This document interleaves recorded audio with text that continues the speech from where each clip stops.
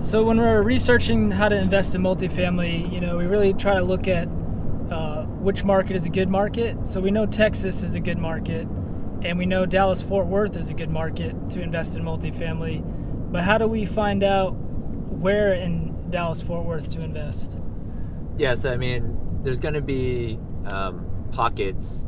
Dallas-Fort Worth, especially Dallas, let's take for example, really grew north, right? So a lot of, let's say, the newer stuff is up in Frisco or McKinney or Plano, in that area. And then sort of as you work your way down, think about Dallas as sort of rings, right? So there's a ring around 635 with maybe more 70s, 60s, some 80s product, and then there's a ring around George Bush, which is going to be more 90s and 2000s construction. So depending on sort of how much money you have to put down in equity, that's going to determine what size property you can buy and what class you can buy, whether it's A, B, or C.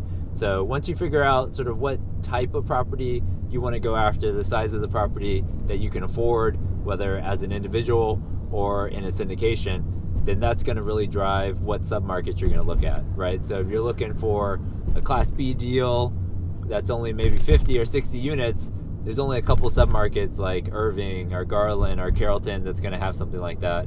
Or if you're going to go up and buy, a Class A deal, then most of that's going to be either in town, right? So like Uptown or some of the newer submarket like Las Colinas, or even going out to Plano or Frisco for Class A stuff. So depending on your sort of strike price on these deals, that's going to determine what submarket you're going to target within DFW. And then within each one of those submarkets, reach out to us, and we pretty much finance 1 out of every 3 properties here, multifamily properties in DFW. So we have a pretty good pulse on what's going on in that submarket, and then what type of lending you can do for that type of property.